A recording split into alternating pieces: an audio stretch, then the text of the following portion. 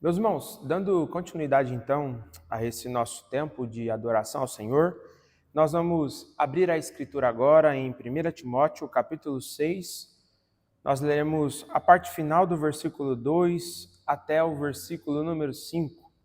Nós estamos caminhando já por essa obra, estamos chegando ao final da exposição desta carta. E eu gostaria que vocês abrissem então a Escritura em 1 Timóteo, capítulo 6. Nós leremos a parte final do verso 2 até o verso número 5, onde, na santa, bendita e gloriosa palavra do Senhor, lemos assim: Ensina e recomenda estas coisas. Se alguém ensina outra doutrina e não concorda com as sãs palavras de nosso Senhor Jesus Cristo e com o ensino segundo a piedade, é enfatuado, nada entende, mas tem mania por questões e contendas de palavras, de que nascem inveja, provocação, difamações, suspeitas malignas, altercações sem fim, por homens cuja mente é pervertida e privados da verdade, supondo que a piedade é fonte de lucro. Meus irmãos, até aqui a palavra do Senhor, nós vamos orar ao nosso bondoso Deus, pedindo que Ele nos fale nesta noite. Vamos orar. Senhor Deus, nós te louvamos, te agradecemos até aqui pelas músicas que cantamos e por tudo, Santo Deus, que o Senhor nos tem feito. Nós te pedimos que o Senhor nos fale neste momento, para que nós possamos cada vez mais, ó Deus bendito, lidar com a Tua palavra de forma que ela lhe seja agradável. Que o Senhor conduza-nos, que o Senhor nos convença pelo Teu Santo Espírito, para que nós possamos crer e sermos transformados pela exposição que aqui ouviremos. Essa é a oração que nós fazemos em nome de Jesus. Amém. Meus irmãos, a relação entre igreja e piedade sempre foi algo digno de nota. Por exemplo, no tempo da chamada finalzinho da Idade Média, nós vemos que havia uma prática naquele contexto em que a igreja havia se desviado da verdade apostólica e havia transformado, entre tantas outras coisas, a verdade de Deus em uma fonte de lucro. Por exemplo, neste momento, nós sabemos que eram emitidos títulos em que a autoridade papal, ela comercializava o perdão de pecados. Isso foi chamado de indulgências, em que, baseado na suposta autoridade que o papado tinha nas chaves, então de ligar e desligar no reino de Deus, eles começaram a vender perdão. E em troca desse perdão que era comercializado, eles tinham como objetivo, então, a construção da Basílica de São Pedro, hoje já onde está no Vaticano. Então perceba que naquela época havia um homem muito popular chamado de Johann Tetzel, ou João Tetzel, a depender da tradução que você use, que ele se tornou célebre naquele contexto, porque ele comercializava o perdão. Então é conhecido que ele chegava nos lugares aonde ele via pregar e ele dizia: olha, veja, você está ouvindo esse barulho?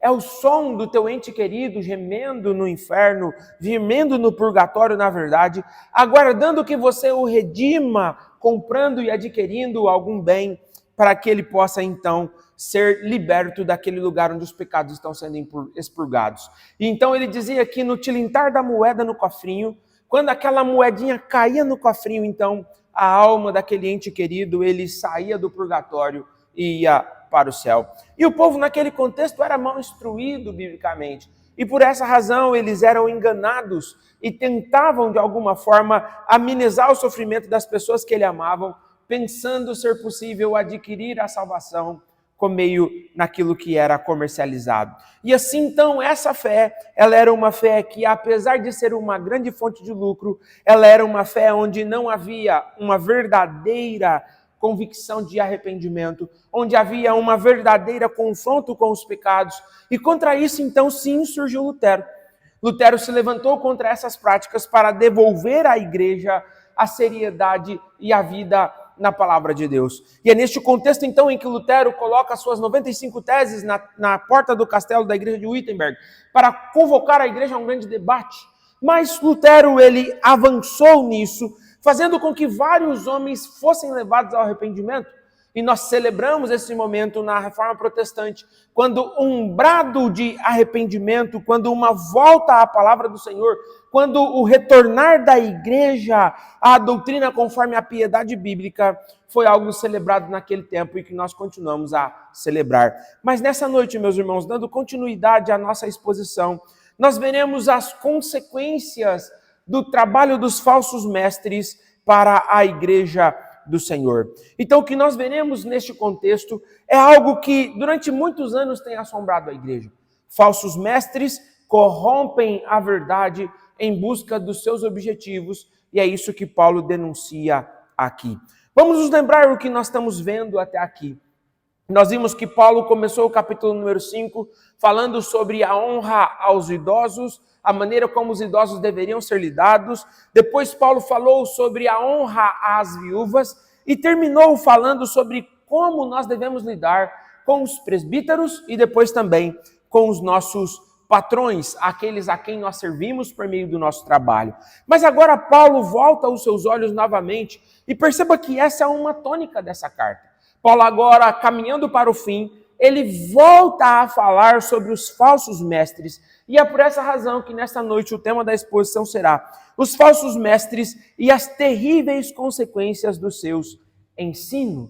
Então nós vamos neste momento dando continuidade a essa série de sermões em uma igreja segundo a Escritura, em que nós veremos os falsos mestres e as terríveis consequências do seu ensino. Mas a primeira coisa que Paulo faz ao falar sobre falsos mestres é que ele faz uma denúncia sobre ou contra a teologia desses homens que não amam ao Senhor. Olhe novamente para o versículo 2 e veja o que Paulo diz aqui.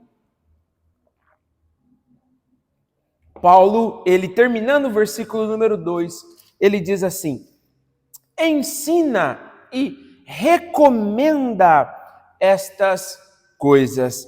Veja que essa não é a primeira vez que essa expressão ela aparece nas epístolas ou nessa epístola de Paulo. A primeira vez que ela apareceu foi no capítulo 4, no verso número 11, quando Paulo estava dando recomendações a Timóteo sobre como ele deveria se portar em seu ministério.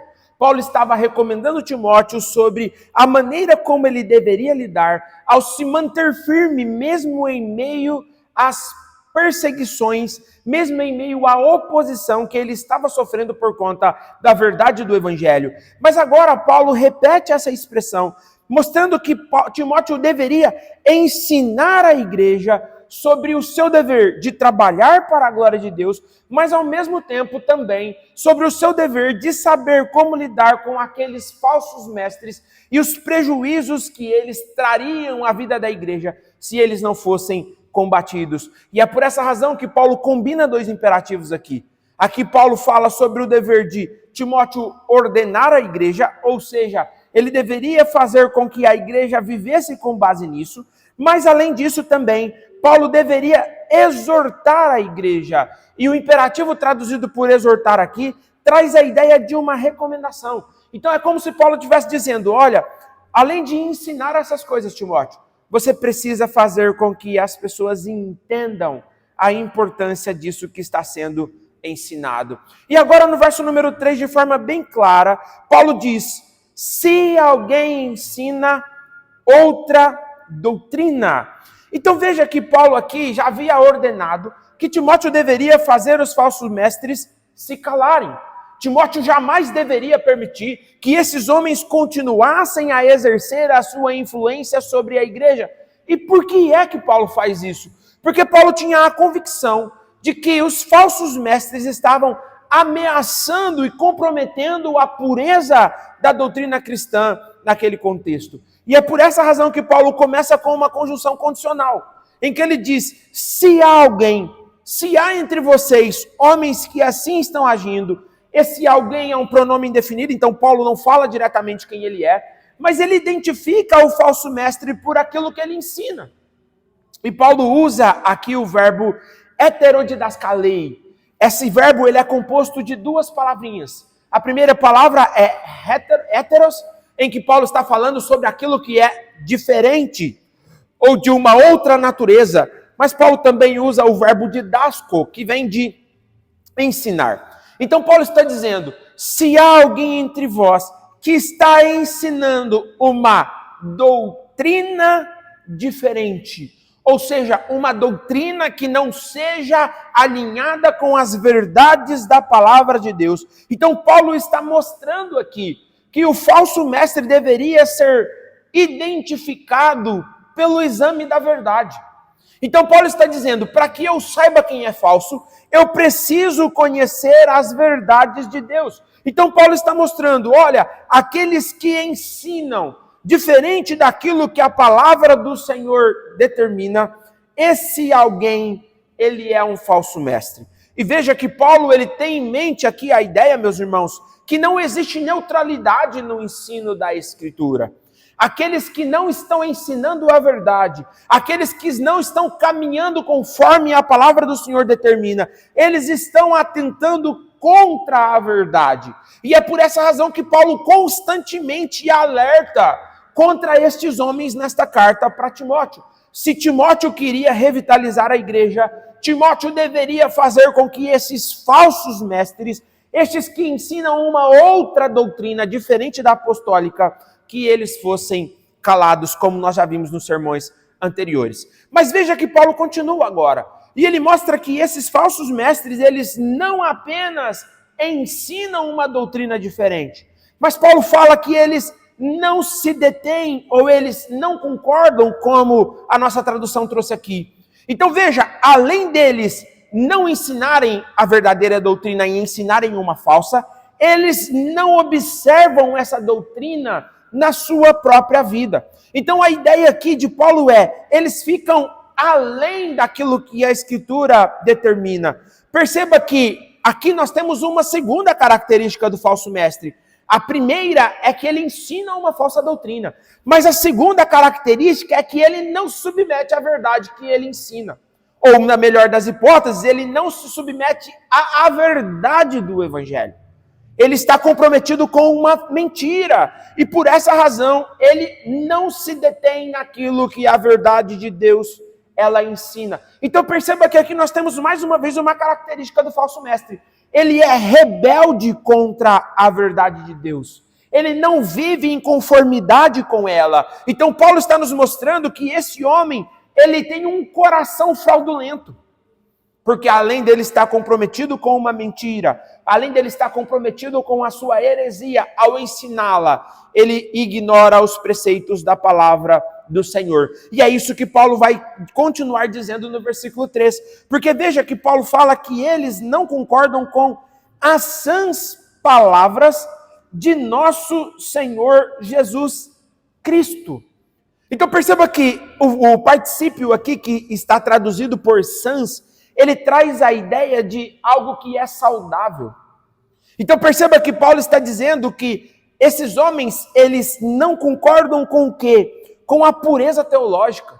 Eles não estão preocupados em viver uma vida conforme aquilo que a Escritura diz.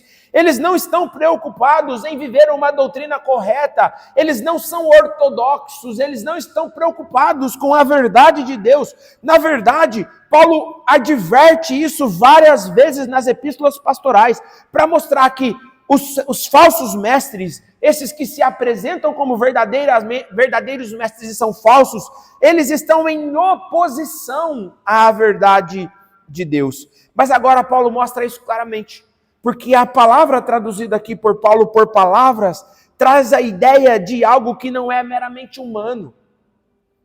Paulo não está falando de uma verdade que ele simplesmente ensinou. Isso fica claro porque Paulo diz que essas palavras são as palavras do Senhor Jesus Cristo. Então veja que Paulo ele une o título Kyrio, que é o título para Senhor, e ele une também o nome de Jesus ao seu ofício, ao seu aspecto messiânico, ao seu caráter, ao seu título de ungido, que é o título Cristo.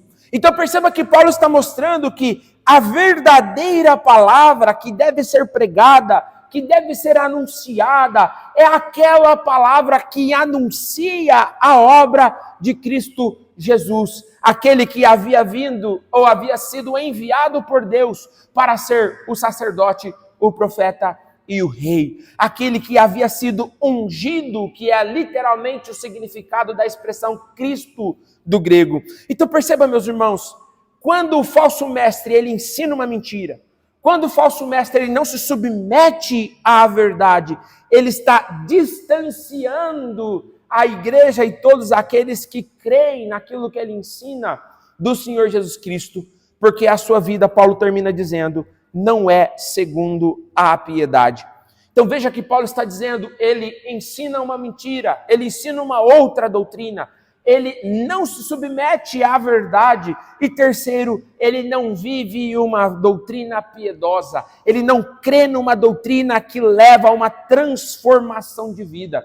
A palavra doutrina que Paulo usa aqui é didascalia, que nessa carta aqui, ela traz a ideia de verdades que foram defendidas pela igreja em toda a sua história, e naquele contexto ela não era de verdade, não era diferente. Mas perceba que Paulo está dizendo qual é o verdadeiro objetivo do conhecimento.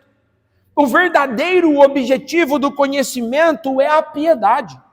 Então quando você tem alguém que ele está simplesmente demonstrando o quanto ele conhece, quando ele está apenas demonstrando a sua capacidade teológica e ele não está conduzindo a igreja em uma piedade, essa pessoa está falhando no verdadeiro objetivo da sua pregação. Então perceba que Paulo está nos mostrando que a palavra aqui, meus irmãos, traduzida por piedade, é eusébia, que traz a ideia de uma adoração verdadeira. Aquele que ouve a verdade do Senhor é levado por ele a adorá-lo, a demonstrar a sua piedade, a demonstrar a sua devoção através de uma vida consagrada ao Senhor. Mas os falsos mestres não têm essa preocupação.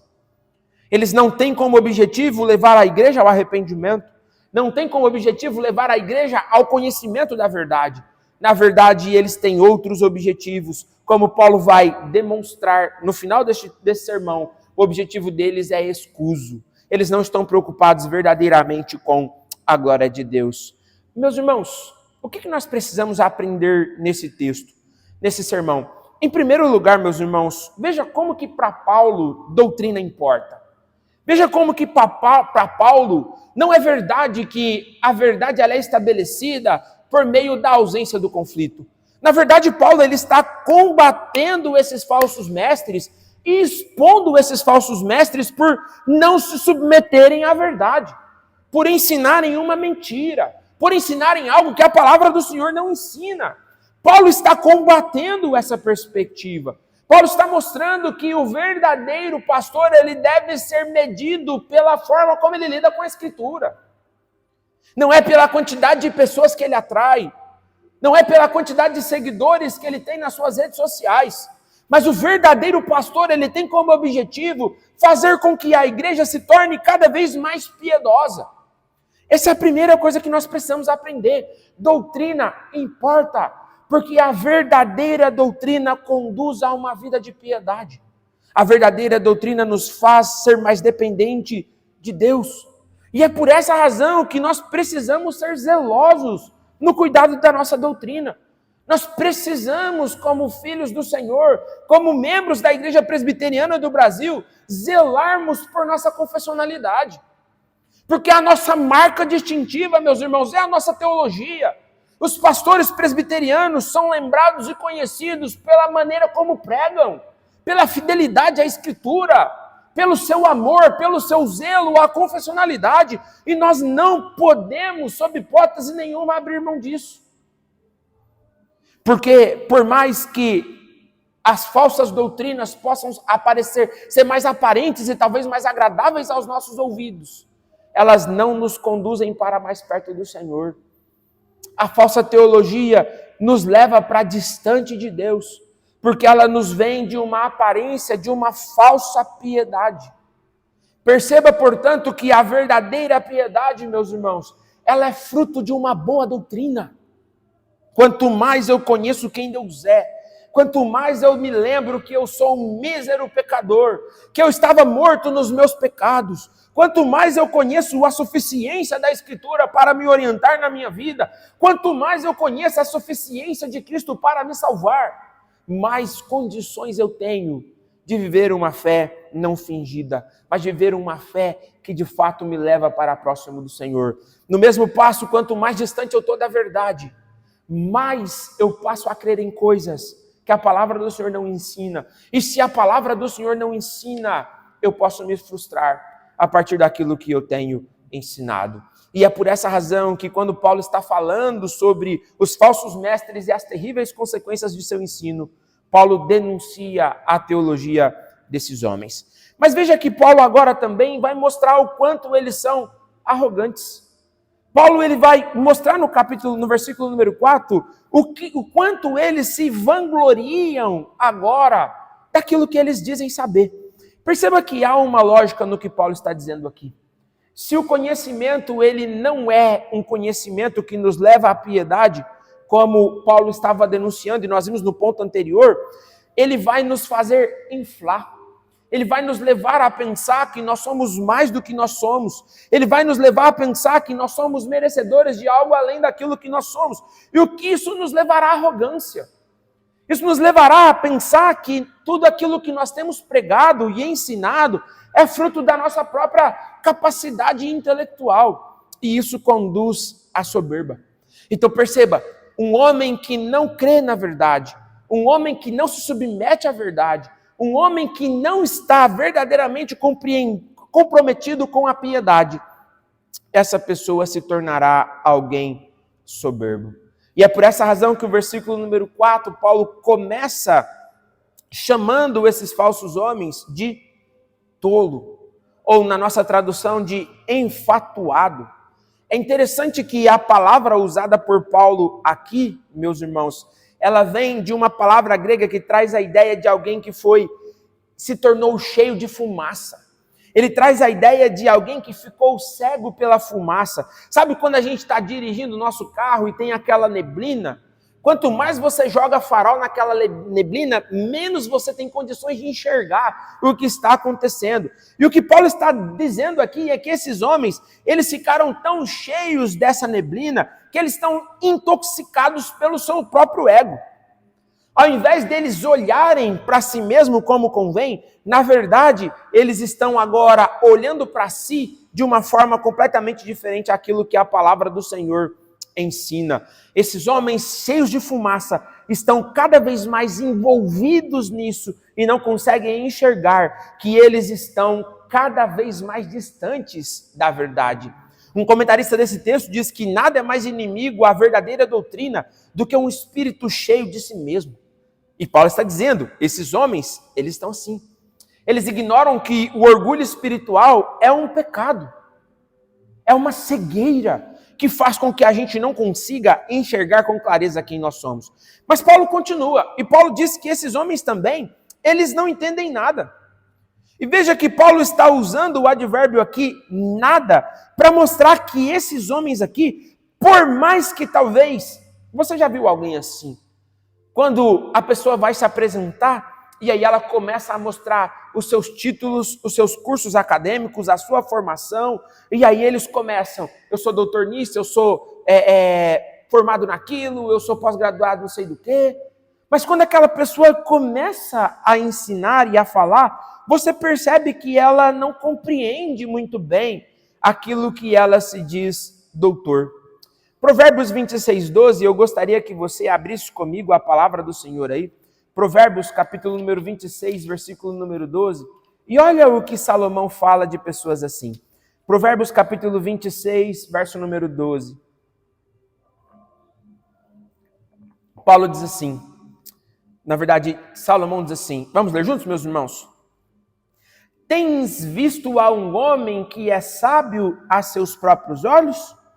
Maior a esperança no insensato do que nele. Dura essa palavra, mas olha o que Paulo está dizendo. Essa pessoa que está tão cheia de si, ela não vai se curvar ao Senhor. Ela vai cada vez mais acreditar que ela é autossuficiente. Ela está tão cheia de si, como Salomão diz aqui, que faz com que a esperança para ele seja algo muito distante. Porque ele nunca vai se reconhecer como alguém que necessita do Senhor. Então veja que Paulo diz, esse homem que é tolo, volta sua Bíblia comigo lá para 1 Timóteo capítulo 6, versículo número 4. E Paulo diz, esse homem que é tolo, esse homem que nada entende, Paulo diz, mas ele tem mania por questões e discussões sobre palavras. Paulo diz, esse homem que não sabe nada, ele se alegra em ficar discutindo e discutindo coisas que não vão levar a lugar nenhum. Às vezes a gente percebe pessoas que gastam a sua vida, que se vangloriam nos seus títulos, e quando você vai ver a exposição do que essa pessoa está produzindo para a igreja do Senhor Jesus Cristo, você percebe que ela não produziu nada. É simplesmente uma pessoa que está debatendo em internet. E se tem um lugar, meus irmãos, onde a nossa arrogância ela se torna evidente, é nas nossas redes sociais. Quantos jovens e adolescentes que nunca sequer subiram no púlpito atacam homens que têm caráter ilibado e que estão anos e anos e anos trabalhando no ministério do Evangelho, no ministério da verdade, pregando o Evangelho para a glória do Senhor.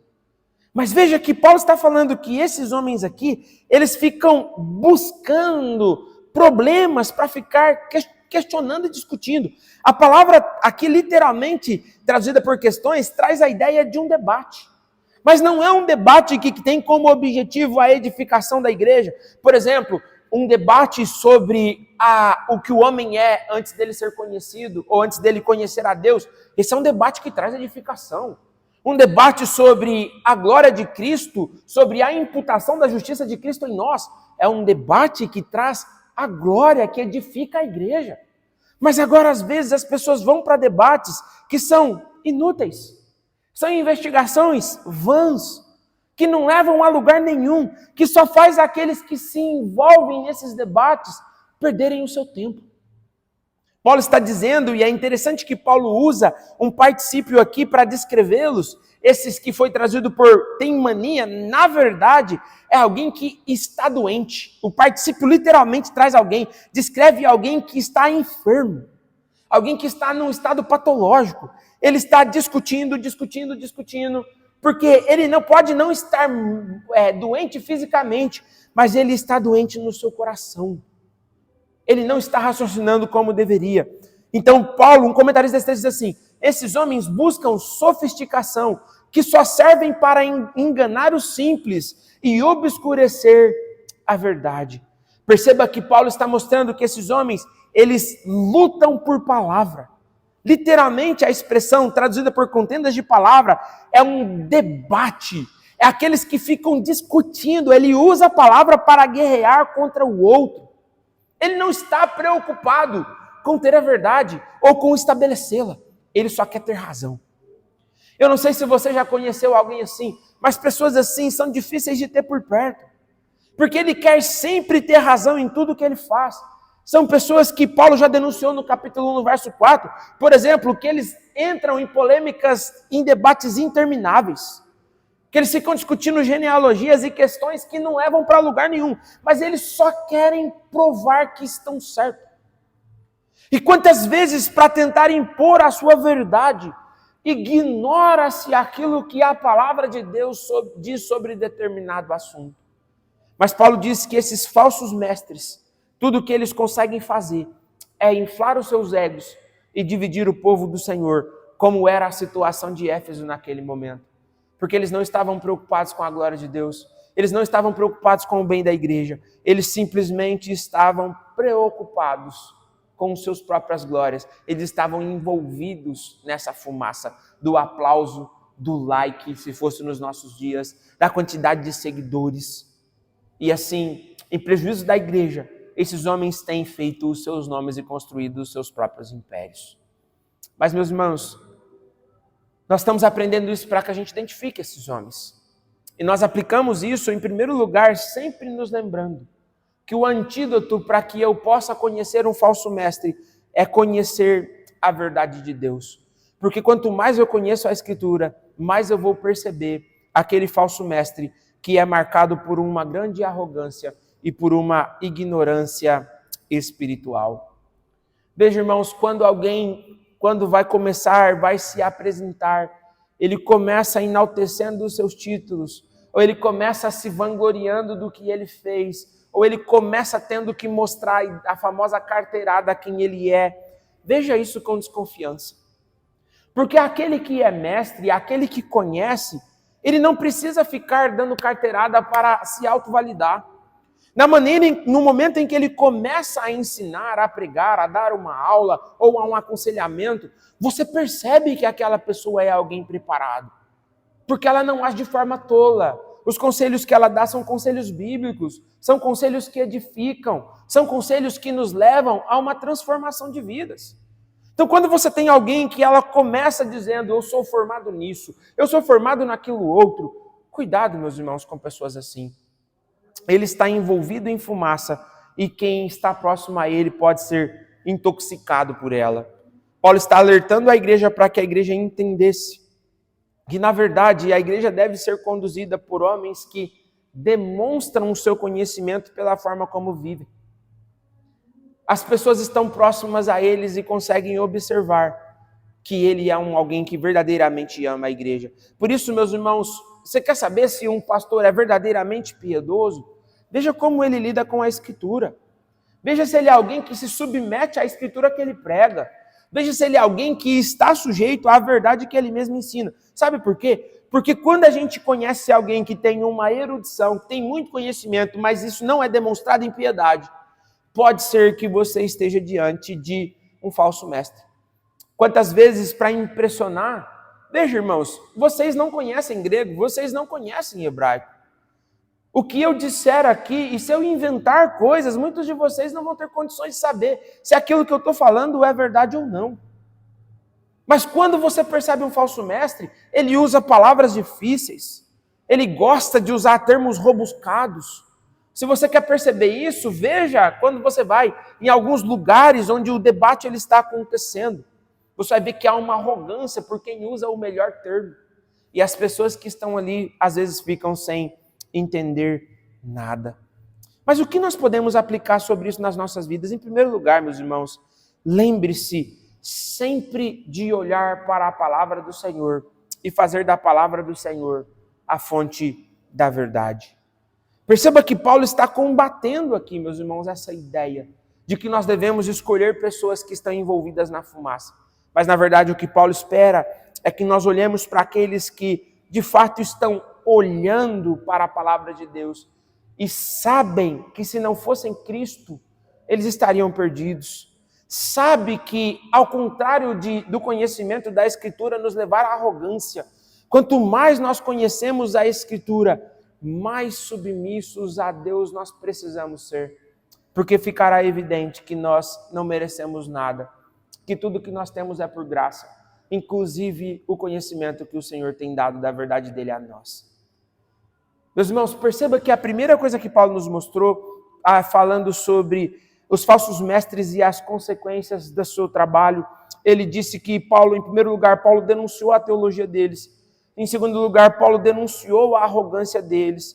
E agora, de forma clara, Paulo vai mostrar, terminando o verso 4 até o verso número 5, as terríveis consequências de uma igreja que é pastoreada por um falso mestre. Então, Paulo agora vai mostrar qual é a consequência desse homem envolvido na fumaça dentro da igreja do Senhor. E Paulo termina o versículo 4 dizendo assim, que esses homens, eles promovem a inveja, discórdia e difamações. Então, Paulo usa aqui uma preposição para mostrar a consequência do resultado, ou do resultado do trabalho desses homens. Então, essa consequência, envolvimento em fumaça, faz com que a inveja seja o primeiro fruto, entre aspas, do trabalho desse homem. Inveja aqui, meus irmãos, é mais do que simplesmente um ciúme pessoal. Na verdade, é um ressentimento pelo bem do outro. Sabe aquela pessoa que quando ela vê o outro crescer, ela começa a ficar envolvida com inveja?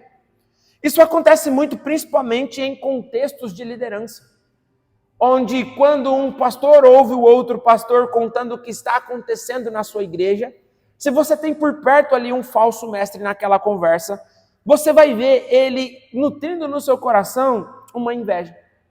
E às vezes ele se aproxima daquela conversa e começa a mostrar que tudo que ele faz é melhor. A igreja dele tem mais gente, o departamento de música dele tem mais gente, o que ele faz é melhor, a SAF dele é melhor. Mas no fundo, o que está movendo esse coração? O que está movendo esse coração é a inveja. Um comentarista desse texto, ele diz que a inveja é o alimento daqueles que se recusam a viver à sombra da cruz. E lógico, se esses homens eles são tomados de inveja, a segunda coisa que eles fazem é promover contenda. Eles agora começam a semear a divisão entre o povo de Deus, para que o povo de Deus se afaste daquele a quem ele inveja. Ele começa a falar coisas que, na verdade, o único objetivo que ele tem é produzir contenda, é produzir disputa, é produzir conflitos, porque a inveja, que é um sentimento oculto, e muita gente esconde a inveja por trás de uma suposta piedade, ela é externalizada por meio da contenda, por meio daquilo que faz com que o outro ele comece a ser melhor do que o outro, e como às vezes ele tem ciúme do outro, ele tem inveja do outro, ele vai afastar as pessoas dele. Então perceba que toda pessoa que é um falso mestre, ele começa a semear divisões. E é por essa razão que Paulo ele chama a contenda de uma obra da carne. Paulo ele fala que essa profanação ou essa contenda que acontece ali é justamente com o objetivo de destruir a unidade da igreja, ao contrário do propósito do verdadeiro pastor. O verdadeiro pastor ele não vai promover a verdade, ele não vai promover a união a todo custo. Ele vai promover a verdade, para que por meio da verdade a unidade seja possível. Mas o invejoso, o que é contendencioso, o objetivo dele é segregar. E para esse objetivo, então, ele usa de blasfêmias, ele usa de difamações, como o nosso texto ele lida aqui. Pode ser difamando a teologia do outro, ou até mesmo caluniando, falando inverdades, mentindo sobre o outro, ignorando que isso é uma quebra do 9º mandamento. Quando eu começo a semear inverdades sobre a vida de uma outra pessoa, principalmente quando isso envolve o ministro do Evangelho, nós estamos agindo contra a glória de Deus e a serviço do Satanás. Porque a teologia do falso mestre não é a glória de Deus. Ela é enraizada na sua própria vaidade. E por essa razão, ela falha em não glorificar a Deus, profana o nome de Deus e ainda despreza aqueles que estão verdadeiramente pregando a verdade. Esses homens falsos mestres, eles não têm medo. Eu me lembro que uma vez eu ouvi alguém dizendo que o calvinismo é uma doutrina de demônios, porque aquela pessoa não conhecia a verdade, estava tão avessa à teologia reformada, que como ela não tinha argumentos para poder combater aquilo, ela começou a difamar não apenas a teologia, mas também aqueles que criam nela. Eu me lembro que teve um tempo na nossa vida que as pessoas diziam que nós estávamos trocando de igreja porque nós queríamos viver no pecado. E é interessante que aqueles que nos acusavam de querer uma vida mais fácil, e etc, etc, nós, quando fomos expulsos de onde estávamos, na igreja que congregávamos, nós tínhamos um grupo nas segundas-feiras na minha casa, em que nós líamos a teologia sistemática do Luiz Berkoff, ainda pentecostais. E desses 5 que se reuniam na minha casa, eu sou ministro do Evangelho, um está no seminário hoje, caminhando para ser um ministro do Evangelho, o outro é presbítero, e os outros 2 são diáconos da Igreja Presbiteriana do Brasil. Porque, na verdade, nós não estávamos à procura de uma teologia mais fácil. Nós estávamos à procura de uma teologia mais bíblica. Perceba que quando você começa a ter um combate, o falso mestre, ele é caracterizado pela mentira. Ele mente sobre as pessoas. Ele mancha a honra de Deus ao atacar o ministro do Evangelho. E qual que é o resultado disso na comunhão da igreja? O versículo 4 termina dizendo: levanta-se suspeitas malignas e conflitos sem fins. Literalmente, Paulo está dizendo que a falsa doutrina faz com que o ambiente dentro da igreja, ao invés de ser marcado pela alegria, pela unidade, pelo amor entre os irmãos, faz com que um comece a olhar para o outro com desconfiança. Comece a questionar as motivações do coração do outro. Comece a dizer que aquele não é um verdadeiro cristão, aquele não é alguém que verdadeiramente ama a Deus. E o que é que isso faz? Isso faz com que as pessoas se afastem umas das outras. E essa é a característica de um lugar onde há um falso mestre. É uma igreja que constantemente está em conflitos, está constantemente em brigas, está constantemente em oposição entre os irmãos. Porque aonde a verdade de Deus é pregada, meus irmãos, ali há comunhão. O amor por Cristo faz com que a suspeita seja substituída e a comunhão dá lugar às acusações infundadas. Perceba que quando você tem um lugar onde a verdade de Deus ela é pregada, a igreja tem, ao invés de ter um lugar de conflito sem fim, sabe, a ideia que Paulo está descrevendo aqui é uma fricção constante, aquilo que fica o tempo todo ralando um no outro, até que chega um ponto que isso machuca. É por isso que igrejas onde a verdade de Deus ela não é ensinado, meus irmãos, as pessoas estão constantemente feridas. As pessoas sofrem. Porque no ambiente e na vida da igreja fica aquele clima pesado. As pessoas não têm alegria de estar ali. Às vezes são fiéis à igreja, são fiéis à doutrina que creem. E por isso não abandonam a igreja, mas não vêm para a igreja com alegria, com a disposição para servir. Porque a igreja está infestada de pessoas que não amam, na verdade, o Senhor. Foram envolvidos nessa fumaça do falso mestre. Estão enganados por ela. Paulo está combatendo isso, meus irmãos. E veja que Paulo, continuando o versículo 5, ele ainda diz assim, que esses homens, eles têm uma mente corrompida. Paulo está mostrando que, literalmente, o verbo aqui, meus irmãos, traz a ideia de algo que foi completamente pervertido.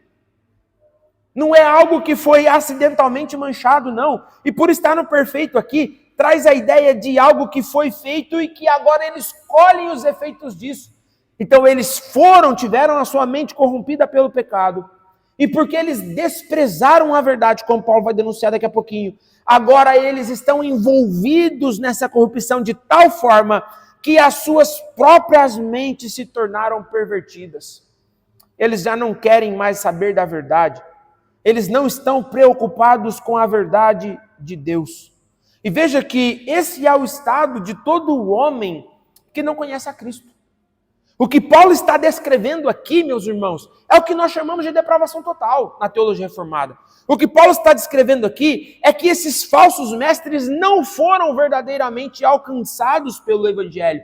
E por essa razão eles não nasceram de novo. Eles continuam no mesmo estado em que eles estavam antes deles terem conhecido a Cristo, porque eles não conheceram de verdade.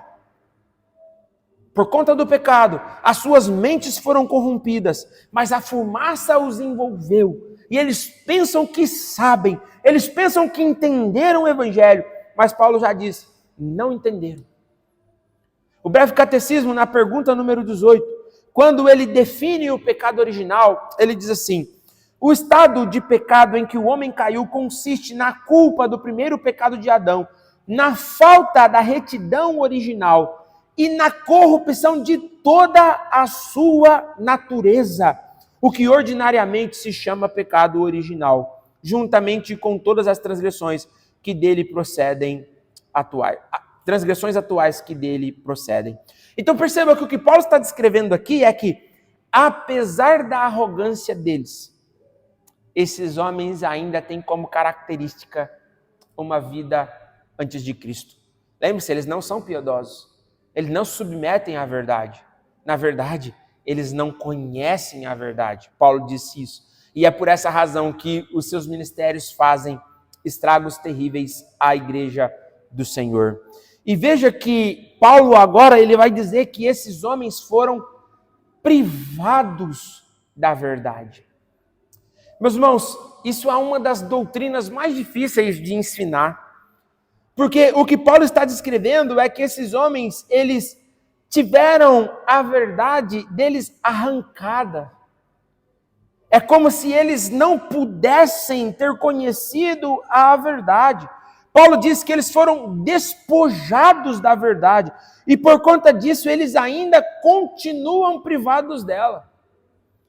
É duro isso, meus irmãos. Apesar de falarem bem, apesar de convencerem outros, apesar de algumas vezes fazer com que pessoas creiam no que eles ensinam, eles não conhecem a verdade. E veja que Paulo aqui está dizendo, usando a palavra aleteias aqui para a verdade. E há a presença de um artigo definido aqui. Paulo está dizendo então, o que é que eles foram privados? E Paulo usa então um objeto direto para dizer da verdade. Paulo não está simplesmente falando aqui de informações corretas, meus irmãos. Paulo está falando da verdade do Evangelho. Esses homens não conheceram a verdade de Cristo. Eles estão privados da verdade de Cristo. E por essa razão, eles estão entregues ao erro, ainda que eles não saibam. Lembre-se, meus irmãos, o que Paulo está mostrando aqui é algo maravilhoso para as nossas vidas. Paulo está dizendo que é a verdade que nos santifica, que é a verdade que liberta, como Jesus Cristo disse, e é a verdade que transforma. E se esses homens estão privados dela, eles não podem desfrutar da graça salvadora do Senhor. E, consequentemente, eles não podem desfrutar da verdadeira piedade. Um comentarista, meus irmãos, desse texto, ele diz assim: a pior das punições que Deus pode infligir a alguém é quando ele retira de alguém a sua verdade, deixando-o à mercê de sua própria sabedoria corrompida. Às vezes, meus irmãos, nós pensamos que a maior demonstração de Deus ter abandonado alguém é quando ele pune o pecado, mas não é. Quando Deus está punindo o pecado, Ele está trazendo a gente à verdade. Mas a pior punição que Deus pode dar a alguém é privá-la da verdade. É punir essa pessoa para que essa pessoa nunca a conheça de verdade. E sabe o que é o pior? O versículo 5 termina dizendo que esses homens, porque eles estão privados da verdade, porque eles não conhecem a verdade, eles então agora perversamente transformam a piedade em uma fonte de lucro. Se eles não podem exercer o seu ministério da igreja, ensinar a igreja de verdade, se eles não podem fazer com que a verdade de Deus seja ensinada, esses homens então vão tirar proveitos disso. Veja como isso é triste, meus irmãos. É por essa razão que vira e mexe e a gente ouve escândalo envolvendo esses supostos pastores dessas igrejas grandes. Eles estão envolvidos, na verdade, em seus próprios impérios. Eles não estão comprometidos com a santidade das pessoas. Eles não estão comprometidos que aquelas pessoas, eles possam ser cada vez mais santos. Eles não estão comprometidos com a verdade do Evangelho. Na verdade, eles simplesmente estão usando a igreja para que eles possam alcançar os seus objetivos pessoais, que é simplesmente o lucro advindo da atividade da fé. Veja, meus irmãos, quantos são as pessoas que a gente às vezes liga a televisão e está lá fazendo campanha de arrecadação de dinheiro, outros que estão ali desfilando em seus carrões, e às vezes a gente se escandaliza, mas a gente não deveria escandalizar. Porque esses homens foram privados da verdade de Deus. E tudo o que eles podem fazer é simplesmente perverter a piedade de Deus e a verdade de Deus, fazendo com que a verdade de Deus seja algo simplesmente para que eles ganhem dinheiro. Meus irmãos, o que Paulo está denunciando é que por trás desses homens há uma perversão da motivação ministerial. Eles não estão nem aí com os que sofrem. eles não estão nem aí com aqueles que precisam de uma palavra de consolo, eles não estão nem aí com as pessoas que eles dizem pastorear. Na verdade, eles estão simplesmente olhando para aquelas ovelhas, observando a sua lã. É por isso que igrejas assim são muito motivadas por batalhas espirituais, em que os líderes se colocam como intercessores entre eles e Deus, porque na verdade eles estão escravizando as consciências dessas pessoas para ter a sua próprio objetivo pessoal. Como o Senhor Jesus uma vez denunciou, esses homens honram Ele com os seus lábios, mas não têm um coração que de fato arrependeu e nasceu de novo. Um comentarista desse texto ele diz assim: nada é mais detestável do que fazer da religião uma profissão lucrativa. Muitos homens têm transformado o evangelho simplesmente naquilo que eles podem fazer. E é por isso que ao invés de encarar o evangelho como uma vocação, eles o encaram como uma profissão. Ao invés deles olharem para o evangelho como para o ministério como uma fonte de socorrer pessoas, eles olham como um caminho para a riqueza. E muitas vezes, meus irmãos, tem pessoas que são manipuladas por estes. Que veja que Paulo fez uma denúncia clara. Primeiro, Paulo denunciou esses homens, mostrando que, ao contrário do que eles diziam, esses homens tinham uma teologia que não honrava o Senhor. Veja que Paulo começou mostrando isso. A teologia deles é falsa. Eles estão envolvidos numa fumaça. E por isso eles acham que eles são mais do que eles são. E Paulo termina mostrando qual é a sua verdadeira motivação. Eles manipulam a verdade, para que a verdade possam satisfazer o ego deles. E na verdade o que está por trás dos seus ministérios não é o verdadeiro objetivo de levar as pessoas à fé, mas é a sua renda, é na verdade a sua avareza, que se disfarça de zelo por Deus, para enganar pessoas e levá-las à perdição eterna. Irmãos, aqui nós precisamos fazer uma meia-culpa e eu aplico isso aos nossos contextos. Infelizmente, a Igreja Presbiteriana do Brasil tem sofrido por conta disso. A Igreja Presbiteriana do Brasil é uma igreja muito séria, ela dá condições aos seus ministros e muitas pessoas têm aproveitado disso. Pessoas que enganam seus conselhos, enganam presbitérios, enganam igrejas, e que no momento em que então, porque falam bem, têm uma boa oratória, se portam bem, conseguem convencê-los de sua vocação, e quando menos se espera, começa a dar mostras do seu verdadeiro objetivo. É triste, irmãos, e eu sei de pastores que a cada reunião do conselho, a cada 2, 3 meses, aquela pessoa chega até o conselho pedindo aumento. Ele começa a observar que a arrecadação da igreja está crescendo, ele já está não preocupado em cuidar, em pastorear, em discipular, mas na quantidade de dízimo que aquelas pessoas que têm chegando têm trazido à igreja. Mas o verdadeiro pastor não faz do dinheiro a sua fonte de piedade. Na verdade, a piedade dele está na verdade.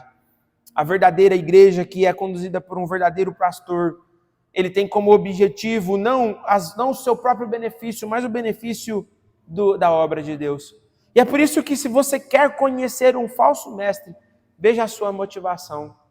Você verá que um falso mestre, ele é movido por dinheiro.